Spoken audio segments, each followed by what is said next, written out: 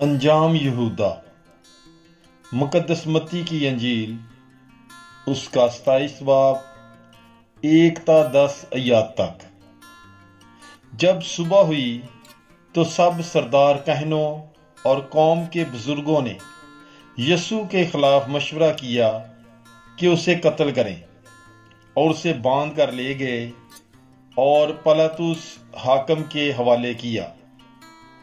تب اس کے پکڑوانے والے یہودا نے دیکھا کہ وہ مجرم ٹھہرایا گیا تو پچھتایا، اور وہ 30 مسکال سردار کہنوں اور بزرگوں کے پاس واپس لایا اور کہا، میں نے گناہ کیا کہ بے قصور کو قتل کے لیے پکڑوایا۔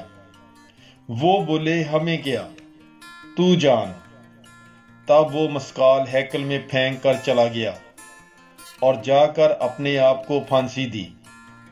مگر سردار کہنوں نے وہ مسکال لے کر کہا، انہیں خزانے میں ڈالنا روا نہیں، کیونکہ یہ خون کی قیمت ہے۔ تب انہوں نے مشورہ کر کے ان سے کمہار کا کھیت پردیسیوں کے دفن کرنے کے لیے خریدا۔ اس سبب سے آج تک وہ کھیت خون کا کھیت کہلاتا ہے۔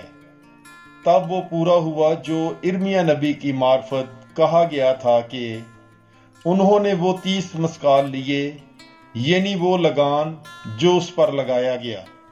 جنہوں نے لگایا وہ بنی اسرائیل میں سے تھے، اور انہیں کمہار کے کھیت کے واسطے دیا، جیسا خداوند نے مجھے حکم دیا۔